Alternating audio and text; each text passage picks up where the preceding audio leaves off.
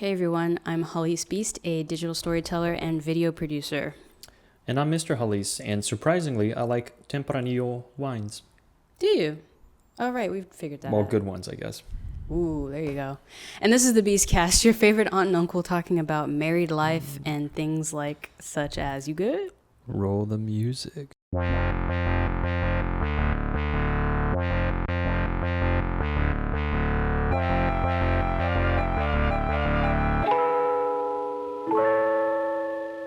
So, we know we're going to be on trend or whatever and talk about it. This B. Smith and her husband situation. It's been going on off and on now for the past couple months. 2 months, I guess. Yeah, I think the Washington Post article came out 2 months ago, but since then... Well, he posted on social media. Right. Back in November, December, something like that. Okay, and then that kind of, like, the next wave hit, you know, Right. which I feel a certain type of way about that too. But, you know, here's my thing. I'm actually bummed that the way I'm learning about this amazing woman is because of this issue. I have never heard of her until this issue. Mm-hmm. So I'm kind of bummed about that because it's like, wow, I wish she just seems like such a role model in general. I wish I had just known of her, like, growing up, you know? But that's neither here nor there. So she was a model. Right, so she was a model. And a restaurateur. What did they call her? Among other things. They called her the Black Martha Stewart. Oh, right. You know what I'm saying? Like, she's had a very interesting and, like, capable career. Looks like she's written a few books, things like that. And has also been married to this man for 26 What's his name? years. Gatsby. I know he has like Gatsby. a book character name. It's like Gatsby almost. Yeah, it's almost Gatsby, like Dan Gasby. Dan. That's his name. Yeah, and so she has, for those of y'all who don't know, she's been married to Dan Gasby, who's also her business partner. For like the last 26 years. Yeah, for 26 years or so, and she has Alzheimer's, early onset Alzheimer's. No, it's like, depending on the description, okay. It's like mid and like whatever scale you use, mid to moderate to severe. I mean, okay. I don't know how she's communicating. Supposedly, in one description from Dan, it's like she's a toddler that has the strength of a woman, but speaks in gibberish. Yeah, okay. So that's like getting towards the late part of it. So it's a progressive illness that leads to dementia, which is like the loss of social and cognitive functioning. Yeah.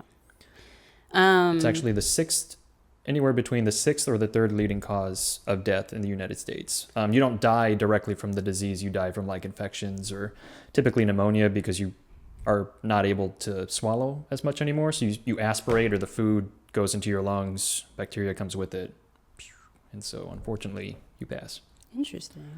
So see, this is another reason why I was like, this actually would be a good topic because I feel like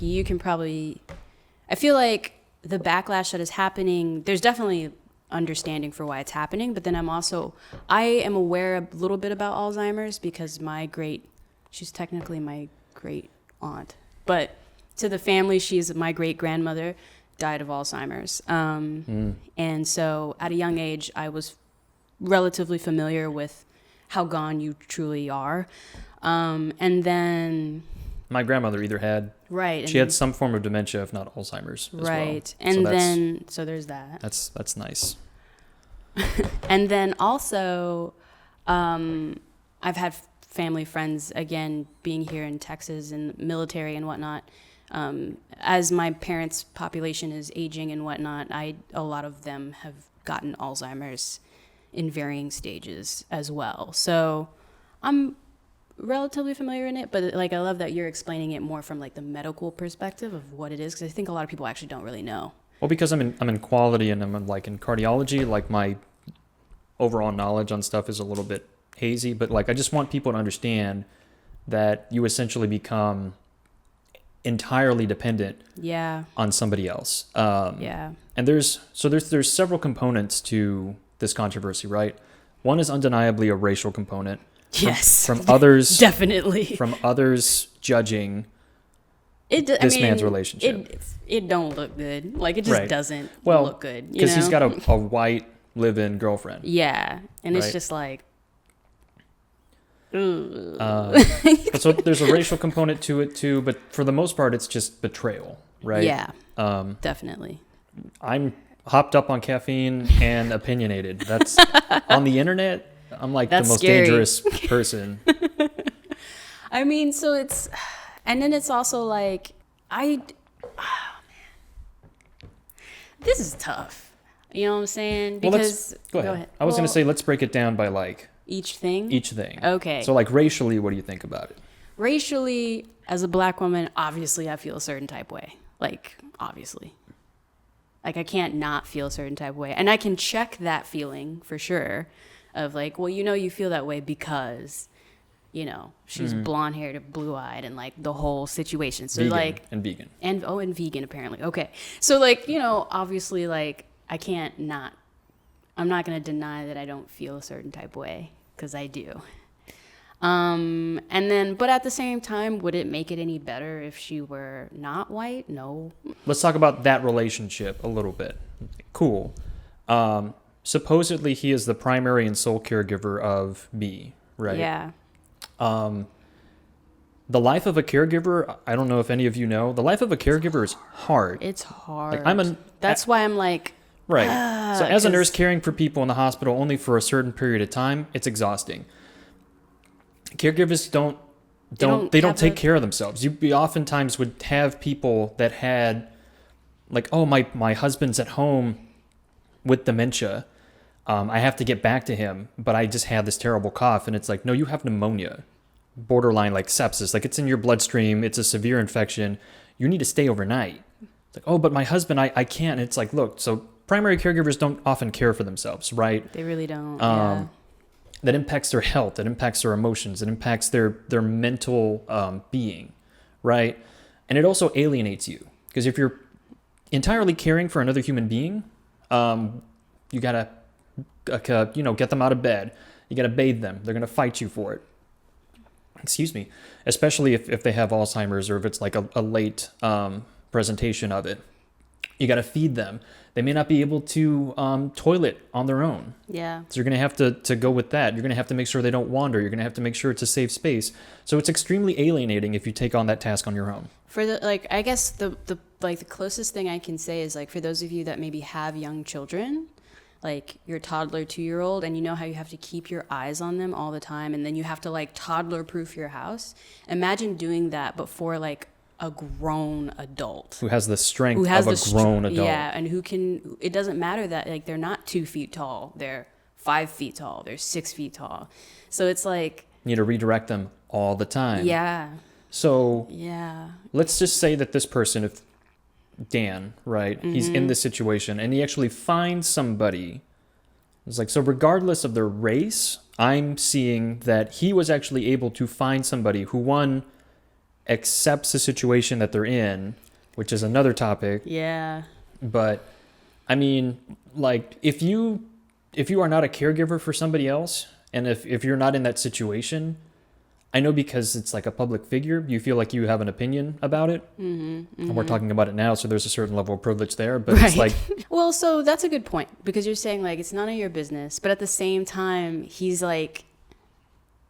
Because you and I have talked about this before too. Like it's that idea of what do you share? Like you kind of relinquish rights of privacy when you put yourself on a public stage. Like it's like when you've seen in the past with these Instagram photos where it'll be like a mom kissing her son on the lips or something like that, or like whatever it is. And that opens up this criticism of like, are we kissing kids on the lips? I don't know, Tom Brady kisses his kids on the lips, and it's weird. But see, like, the thing is, like, okay. Stop. You also need to quit football, but that's what I'm saying. So then it's like but Go it's. Pats.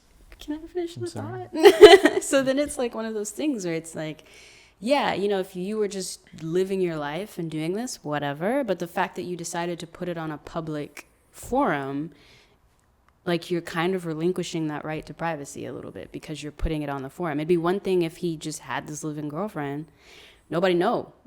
Or you're like, not even that nobody know, but you're just not broadcasting it. The fact that he's broadcasting it is kind of like, Well, I mean, like. And why would you broadcast it? I just wouldn't broadcast. You're just trying to be. Like I mean, that. that's how people express happiness now, where it's like, oh, I want right. y'all to share in this like happy moment that I have, right? Spill my coffee. And so we're spilling all sorts of tea today.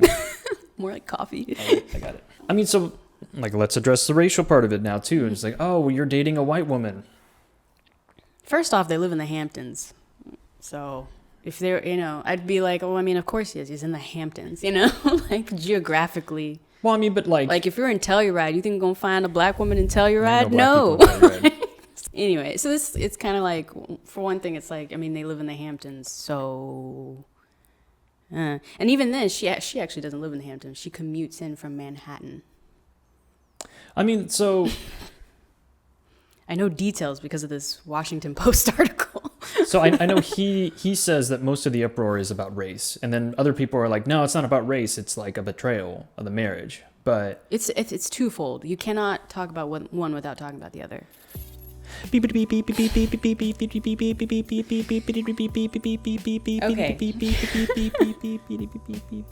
Anyway. Hey everyone, thank you. This is what she deals with. Why are you with me? Thanks for watching. Thank you for watching / listening to this podcast. We love having you. We love having you. Thank you for stopping by. A few things, though, a few announcements. Y'all probably already know the drill. Like, share, subscribe if you're new here. We try to put these podcasts out every week. So, like, share, subscribe. If you're listening to us on Anchor or wherever you're listening to us, please rate us. Which is now Spotify. Oh, right. They've been acquired. Wherever you get your podcast from. Wherever you get your podcast from. Be sure to rate us. Yes, please rate us. That helps a lot. And then also, for those of y'all watching here on YouTube, please let the ads play. That really helps us out. We know that ads can be ridiculous at times. So, if today's that day where you just got to skip it, respect. But if you have the capacity to sit through the ad, you're the best. Real MVP. And then what else is there? Oh, if you want to take it a step further, consider supporting this podcast and / this channel on Patreon, patreon.com/Hallease. There, you can give whatever your heart desires and set a monthly max for yourself. And that really helps us out. We are trying to upgrade our microphones, so that way we can be a little more mobile with the show. So... we don't have to do this. Yeah. That sounds weird. Yeah, it probably does sound weird, yes. It looks weird, for sure. Oh my gosh. Anyway, for those of y'all listening, he's like talking into my mic, leaned over awkwardly. Yeah, so that would really help if the spirit moves you. And that's it. Back to the podcast. I mean, if he was like sick of black women, so it's like you're with a black woman, but now you're betraying the black woman. Like, I feel like that's kind of more where it's about. Ah, okay. And I mean, again, maybe. I don't know. Talking about like a mildly melanated person, right? It's like, oh well, like how could you do that? You're doing that like on the empire that she built in her house that she still lives in, and she ain't dead. And it's like, yeah, but she ain't B anymore. Yeah, she's not. So that's herself. She's not who. Yeah. There's a component about like letting go, because I know Whoopi Goldberg was like, oh, I know her. She's a friend of mine, and I didn't need to see that video of her. Why don't you want to confront the fact that your friend is actually going through that? It's like, why don't you confront the fact that humans age and have disease progressively? And it's like, why don't you want to confront your own mortality? Or like not be selfish and think about the life that she's living and the life that he's living. It's tough, man, because I am like, caregiving is, I do keep coming back to that, how hard caregiving is. Because I do have family friends whose spouses, had ended up dying from complications due to dementia and Alzheimer's. Mm-hmm. And they were their spouse's caregiver. And, they would come over, or I would be at their house and see, even just for an hour or two, see essentially the life that they have now with that person, caring for them. And it's... I mean, where could she be? It's not... Where could she be instead of home? She could just be like with a permanent caregiver in like a... in a home. An assisted living. Yeah, in assisted living of some kind. And so he could have just shelved her, but he didn't. And then also that's a good point. If he shelves her, right, and puts her in a home, essentially, how is that not the same? Because then he's just still out living his life. And now he's not even like I don't know. So I feel like had he done that and then not gotten the marriage annulled and then still be, we'll use the phrase like it's loaded, but gallivanting with this white woman, Right. living his True. best, whatever life. Mm-hmm. That's a completely different picture than the fact that he still cares for her. Because it is, I still feel like there's a component of letting go. It's like, oh, you don't want to let go of that person because you have memories, because they still look the same. Yeah. But they're not the same anymore. They really aren't. It's like it's not the same person, and you just can't have the same expectations anymore. Yeah. And I'm not saying that she doesn't deserve the dignity of a human being. Of course. Which, like, part of that is like being or living as a wife or whatever, but I don't. Also, the thing too, like, if we really want to take it there, of like living as a wife, you know what I mean? Like, if we really want to go there, she can't consent to anything anymore. You would say, like, the core of the argument would be that emotionally she's being harmed, right? Because of he's quote unquote being unfaithful, right? But she doesn't know herself or her situation anymore. Yeah. So it's just like are you betraying the spirit of the relationship? But it's like he still loves her and he shows that by caring for her. Right. I mean, there's plenty of people in non-monogamous, like polyamorous relationships. They're all consenting, but like the whole thing is about consent. Yeah. You can't have sex with, I mean, this is a gross comment, but it's like you cannot have sex with her without consenting. That was what I meant. That's what you meant? That was where I was going with it. Like, if you want to take it all the way there, of like she's his wife, like he can't gain consent from her to do anything anymore. So it's like, on the one hand, what's he finna do? So I mean, what's he finna do? And if people are bent out of shape about it and they said, okay, well, you're so opinionated about this, like, how would you feel if you were cognitively impaired and Hallease was that was what I was gonna ask you. Yeah, gonna be dating somebody else? My worst fear is not having control of my mental faculties anymore. Like, that is aside from heights, like the worst outcome that I could think of myself is having dementia, losing my memories, losing who I am, and then becoming a burden. Again, I'm not saying that all people who have dementias or who are disabled or are impaired are burdens to their families or society. But I'm just saying that if I was in that situation, I would not want to burden you. So I would want you to move on. So burpy. Sorry. We had breakfast tacos this morning. And they're coming up to say hi. I would legitimately want you to move on. Like, I would not want you to be tied down. Yeah. Because that's my time is gone. Yeah. I don't know, man. I don't know if I could. I mean, I would be... Like, with you living, like, in that... I don't think I could be a Gasby.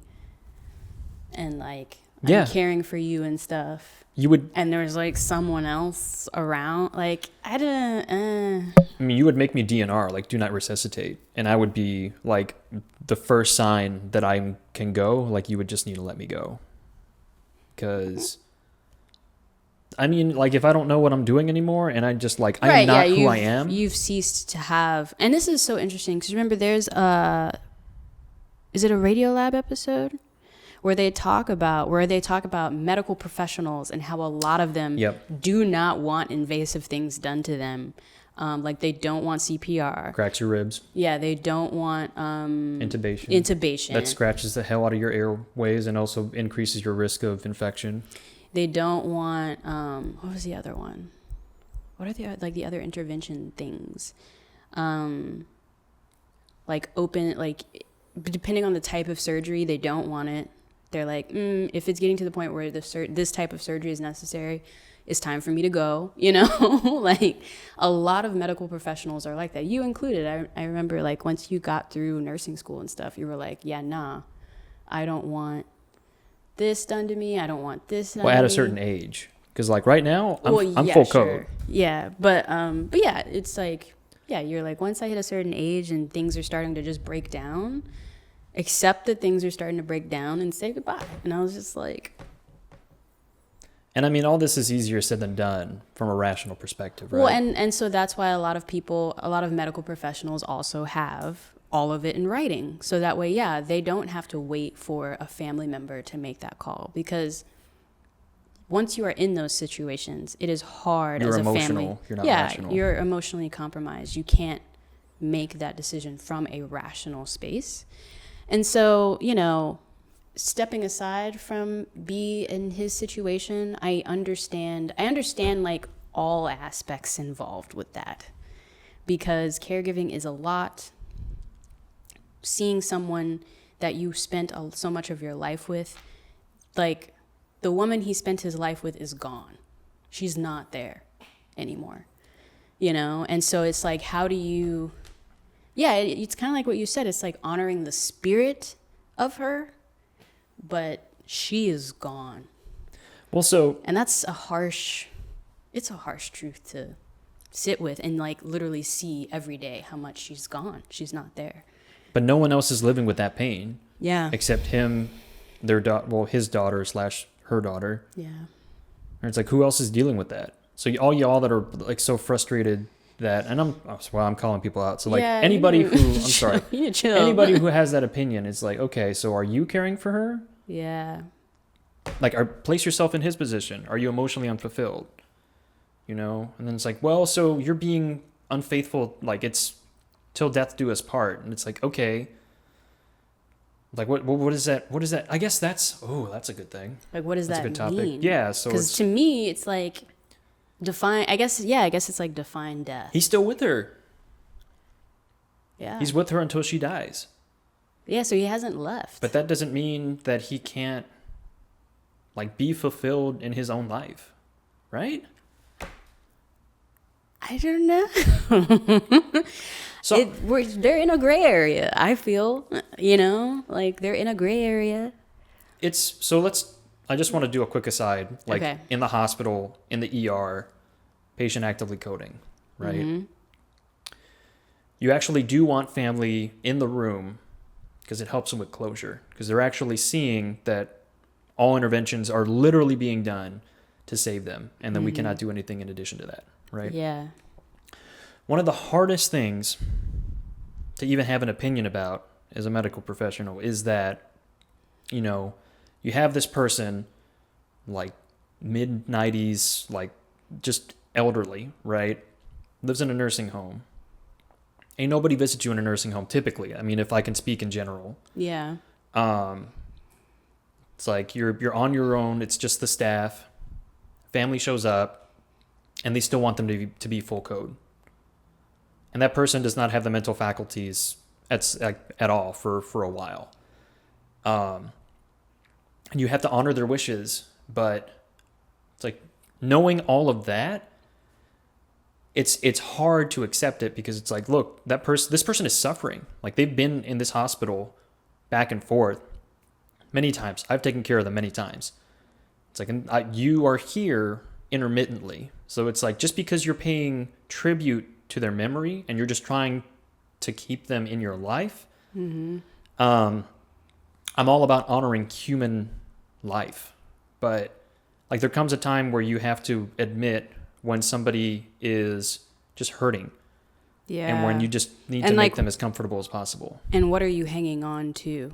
Like, truly Right. quantifying, what are you hanging on to? Is that your guilt that you have for not being there with them? And you're like, no. I just like, it's a heroic measure just to keep them around. Yeah. And it's like, but you don't know them and you're not around them. So it's like, there comes a time to let go. Are you keeping them around for your own peace of mind at the expense of their just function, And I'm not saying that B is a lost cause or anything. Right. I mean, I'm just saying that there are just limits of emotional range. And Right. so that if you expect a human being to be asexual in a relationship like that, where, I mean, clearly she cannot consent to sex, right? Clearly. She cannot give him, so physically, she cannot provide that to him. Emotionally, she cannot provide that aspect to him. So then, like, he can live that life if you just want to say, no, those are the constraints of the relationship now, and you need to live in that. Or it's like, well, who gave you the authority to have people live in whatever situation? Like, people could just divorce in that situation, and then what? Then what happens to her? Yeah, she becomes like a ward of the state, or I don't know, what like that would happens fall to to her? other family. Yeah. Like, so someone could have easily have abandoned that situation long ago. Yeah. Because she's had this since what, 2013? Diagnosed in 2013. Yeah. It's been a while. So It's been a while. Woo. I mean, We in 2019 now, y'all. So he's been in this for 6 years. Almost. she is still a human being. She still needs to be afforded all the dignities of a human. Right. And her life is still precious. But her life has radically changed now. The definition of her life has radically changed now. All of her needs technically are still being met. She's still in a very loving relationship. She, like, all of her hygienic needs are met, as far as we know. As far as we know. All of her medical needs are met, as far as we know. As far as we know. So, like, everything is there. Her emotional needs are different. Yeah. Yeah. And I'm not saying that she is not capable of love. It's just not, like, marriages change, as we've talked about in previous episodes. I think what the public frustration and outcry and anger is really over is that they're having to acknowledge, like, the real realities of, for better or worse, sickness and health, Right. death do you part. Right. Because, like, this is the for worse part, you know, of the union. This is the for worse. I mean, and to come at it from the Christian perspective, right? Then it is kind of like, yeah, I mean, you know, you straight up just, like, with another woman, you know, physically and whatnot. And so that comes with its own set of frustration, because then it's that acknowledgement of people as sexual beings and people having sexual urges and sexual needs that she cannot meet. She cannot consent to and meet for him. And so then, yeah, I guess the question becomes, like, culturally everyone's saying, well, then he just needs to become, you know, asexual now. And that's that. And it's kind of like, I mean, saying that someone has to become that and then actually becoming that are two very wildly different things, you know? Well, I mean, so if you're giving that ultimatum, then it is very ultimatum-y. What's the other choice? It's like, no, so then you need to be asexual, or what? Or, like, right. or you're not with her. Or it's like people aren't even giving that option because she's in that state and she needs to be cared for. Yeah. And so then I come to, like, yeah, so because I saw some of the backlash on the internet was like, oh, well, why doesn't he just divorce her? And to what end? Like, again, she doesn't have her mental faculties. That's the other thing too. A lot of people aren't understanding how divorces work. I think you don't just decide, like, oh, this relationship's over, I'm getting a divorce. Yeah, especially she can't after consent to that. She can't consent. So, ooh, yeah, she can't consent to a divorce. Like, because that's the whole thing. If you divorce someone, you both have to have your own lawyers. You both have to, like, one of you files paperwork, like. Unless she's had an estate, unless she's made the estate before which she might have. Which she might have done that. You know, if she knew early on it was coming, she might have set things in motion for herself. So it is kind of like, you know, if y'all want, like, let's really explore that option. If you wanted to divorce her and it somehow went through. Also, that's the other thing. Divorces take years at times, especially considering how long they've been married, one. And how much, because he is her business partner. Mm-hmm. So how much, like, they both own, technically, of this business they built together. To split all of that is going to take time. And then again, like, half of it goes, let's say they just decide to be amicable about the divorce and just split everything evenly, right? Half of it goes to her. She is not in her right mind to do anything with that half. Who is caring for her? who is like who's her power of attorney, who's or I her guess power who's her legal yeah, entity. there you go. Who's her power of attorney? Who's her legal He like is. Probably. Probably, yeah, because usually that kind of stuff does defer to the spouse. Who's the executor of her estate if she probably has an estate? Probably Probably him. So it's kind of like there's a lot of realities that people aren't that I think people aren't acknowledging in regards to like not even just the spiritual connection of marriage, but just the contractual side of marrying somebody and what that means, even between the two of us. Like I think our first episode on this channel for the Beastcast was talking about prenuptial agreements, right? And how, you know, we didn't think to do one because we ain't had nothing. Yeah, we didn't have anything. It was like, you want to take half of my nothing, go right ahead. But now, you know, I think in that episode we did a whole like, oh, well, what if we had met now? To where it's like, you've actually done a few things and maybe by now you probably would own a condo and I'd probably own this and X, Y, and Z.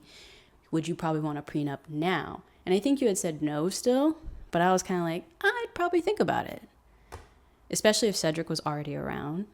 I would probably want to leave something to him and I wouldn't want you to touch that because it's for him, you know, all that kind of stuff. So, I don't know, man. It's like, he's in between a rock and a hard place, to say the least. And I can understand that. I do feel like, though, the way that he's going about it in the public eye is just kind of like, not everyone needs to be privy to that amount of suffering. But at the same time, the silver lining of all of this, I feel like, is also that it's making more awareness about what it truly means to be a caregiver. And the struggles that people with Alzheimer's have to face on a very personal level that are kind of very hidden from the public eye. There's that aspect of it too. So it's kind of like, oh man, I don't know. Because now we're all talking about Alzheimer's. We're all talking about mental, like what it means to have a mental capacity, what it means to, like there's a lot of ways you can lose someone without them actually dying, you know? So... Yeah, I mean, I feel like collectively people feel opinionated because they want to protect this person who is vulnerable. He is in a vulnerable place. And so Definitely. They feel like she's being taken advantage of. What do they call those, like sister wife situations? It's just like a polyamorous thing, right? Yeah, like a polygamous, thank you. Marriage. So I think I told you like, oh, I could never see myself doing that because I can't love two people, right? So it's like I love you differently than I love my parents, differently than I would love our potential children. Like there's a different type of love, but I cannot split the love that I have and feel for you with another woman. Yeah, it's like, oh no, I love her equally. It's like, no, you don't. You can't. It's not an umbrella. It's like, no, you're both covered from the rain. It's like, no, she's still getting a little wet. Yeah. Well, so I think it's about thinking about. Well, so then does he still love her with the same extent? Like, is it a different type of love, I guess, is what I'm saying. I think it's probably just a different type of, I don't know if I would even define it as love, but it's a different emotion that he probably feels with this other woman. I would define him being B's caregiver, I would define that as love. Because again, to me, love is action. And so him being her caregiver, he is loving her actively. You know, knowing full well that he will not receive any return for what he is doing for her. There will be no return on that investment, on that giving to her, right? Oh, his love to be is selfless? To a degree. Let's not put him on a pedestal or anything. But no, right, I wasn't trying to do that, I'm sorry. But to a degree, he will not receive anything back for what he's doing for her. And I guess the argument would be made that, you know, the argument would be made that for the past 26 years or so before this happened, she was loving him. And so this is like him paying it forward, or, you know, you could make that argument or whatever. And then he has this relationship with this other person to basically like get him by in the love he's giving to his wife. So when we were attending a church up in Austin, they were doing this marriage series. They did this series, like different series throughout the year. And we just so happened to jump in on one of the marriage ones. And the pastor was saying, you know, one of the reasons why people cheat is because you feel like there's something missing in the relationship. And so you feel like you're either not being treated the same or the way that you want to be treated, or like there's some sort of deficit in the relationship. So you try to look for that outside of it, right? But then the relationship that you have with that other person, with the cheatee, like once you try to make that the main relationship, it's not the same, because it was just like, it's a different type of connection that you two have. Like it wasn't meant to be sustained. It was meant to be like a quick distraction, burnout. Right? Frankly, I wonder how much this woman is purely a distraction for him, like an escape. And is that still okay to be right? Is it okay for you? I mean, she's got to consent to that, I guess. But they're two consenting adults. Yeah, so I mean, I guess she's okay with it. But what is that SZA song, like, I got him for the weekend, you know? It's irrelevant if I think it's okay or not, so. But no, I mean, that's the whole point of the podcast. Right, Do you feel like it's okay? I don't, but... Oh, you don't feel it's okay? I was going off on this big tangent over here. I don't feel, I mean... What is it about it that you don't feel all right with? I don't feel like it's okay. I think mostly because... And again, this might just be because I don't know the inner workings of other people or whatever. But I have known people that have been full-time caregivers to their spouses that have gone through similar things. And as far as I know, they made it work. And they had a strength to do it. But at the same time, I'm sorry. At the same time, I don't know. Like, I've never been in that situation, right? I've only been privy to it from a certain degree of separation. I don't know what I would do if, like, you became incapacitated at such, you know, and I wouldn't say she's that old. She's not. She's in her 60s. I think she's in her 60s. So let's make a perfect like scenario for this. So let's say like the person you are with is in a coma, but they're only in a coma for like 3 out of the 4 weeks of a month. This is super stupid, but okay. And so your needs are not being met for 3 weeks out of the month. But for one, like, this is some stupid Pirates of the Caribbean garbage. It's Okay. like, oh, every 7 years he comes back. And Yeah. so is it okay to be in another relationship because your needs aren't being met Yeah. 75% of the time? Yeah. It's like, so then can you rationalize being with another person? I don't know, man. I get, like, I feel a certain type of way about, like, dumping on this dude, but I mean, there is a devil's advocate point where, like, what is the line? Yeah. Yeah. It's like, so if she had like a little bit more memory, would that not be okay? Mm-hmm. But like, she's still not consenting for sex, or like she still can't really care for herself, but like she kind of remembers things. So like, is that too much of B that's in there for it to justify an extramarital relationship? Yeah, because now you're having to quantify essentially like her spirit to a degree. How much of B is too much B to justify an extramarital relationship? Right. Yeah.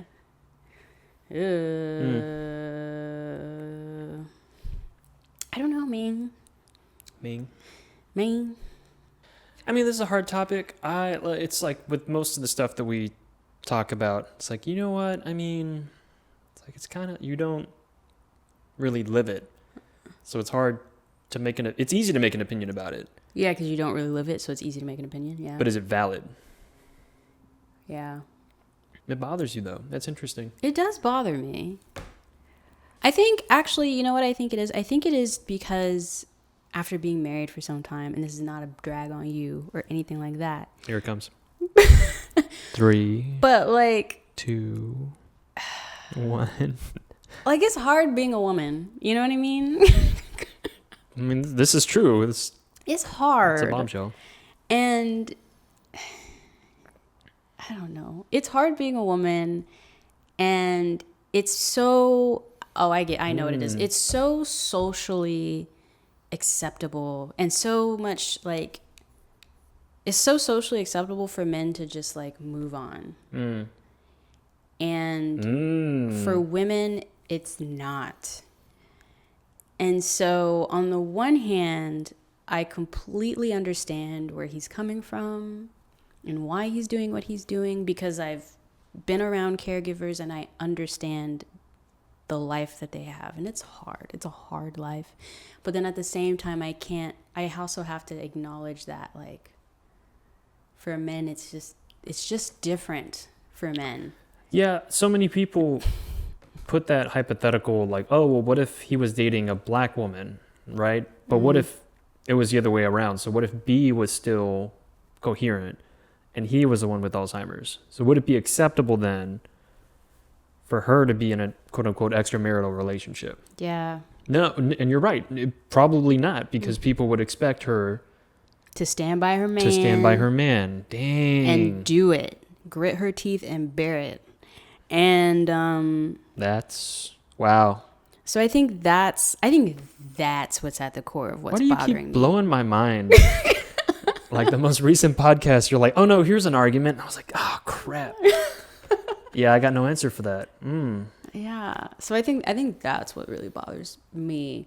But at the same, again, I understand. Like, I completely understand where he's coming from. I also don't think, like, he don't need to be sharing everything. Like, just live your life. Just live your life, man. You know?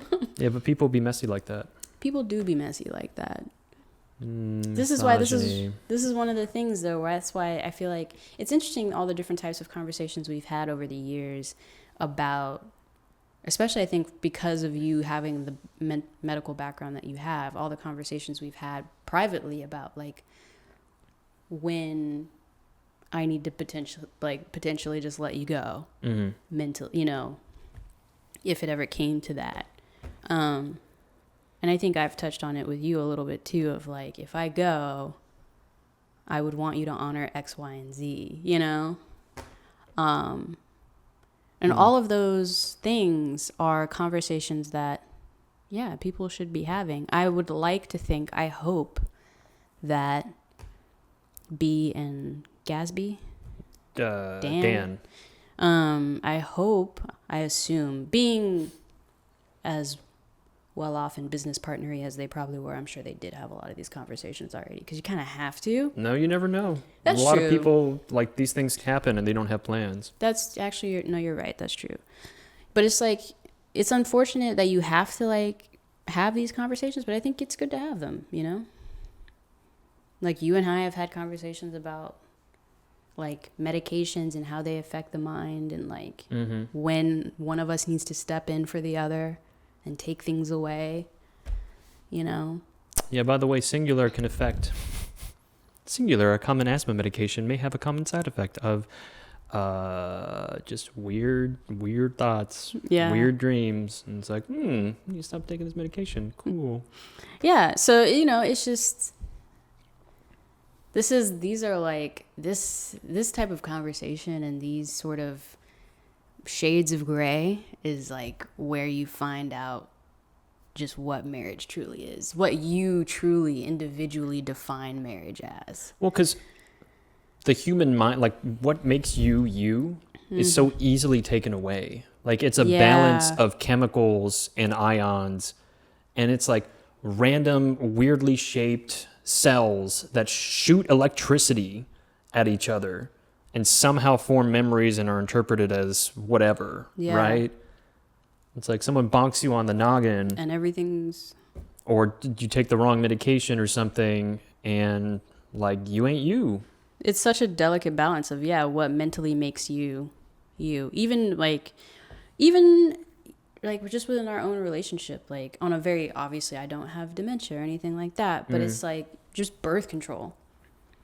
Think about all the iterations of me being on it and getting off it, and you seeing how much that, like, would mentally shift me because of the hormone shifts and all of that. Right. I wasn't myself. Which is why I made the executive decision to get off of it. It was like the benefit wasn't wasn't outweighing the con for me. Right. I just want people to think, like, truly think about the situation. Like, I always want people to just like wear take the a minute. shoes of the other person. Yeah. It's like, literally, don't just think about, like, oh yeah, if I was there, I wouldn't totally do that. And it's like, no, literally Really put think yourself, about right. Yeah. Be in that situation where you have X, Y, and Z. Think about it. And then if you think you have the same opinion, then there you go.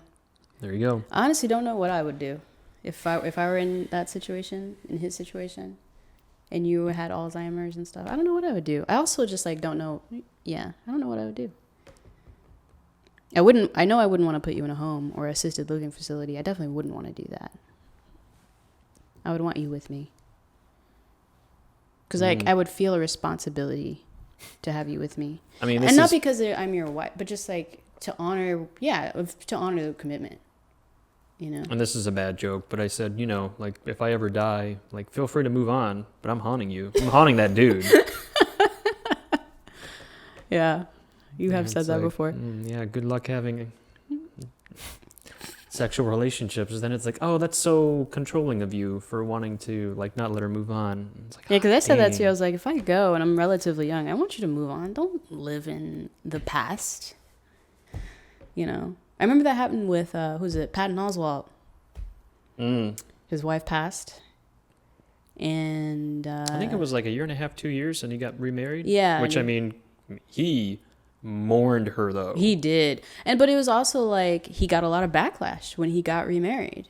And I remember seeing that and was like, what? You want people to move on. Like, if you have it's hard to find the right person to marry first off. To begin with, right. If you're blessed enough to find it twice, wow. Like, so I don't know. I was going to say something and I forgot. Yeah. Anyway. But I value you as a human being. I value you as a human being too. Definitely. Yeah. They're stumbling through it. He's stumbling through the next part of his marriage, I guess. And we are watching one avenue way to stumble through it. Yeah, this is a way to do it. Here is one way you can stumble through your partner getting Alzheimer's. This is all the dirty laundry, just like, look here. And this stain was a particularly bad stain. I remember this day vividly. Yeah, here is one way to stumble through marriage. Let me tell y'all how not to stop bleeding. Mud doesn't work. Yeah. So yeah, I don't know. In the comments below, let us know what y'all think about the situation, because he's basically opened it up to the world stage to have an opinion on it. So here we are. Sure. And we'll see you next week. Bye.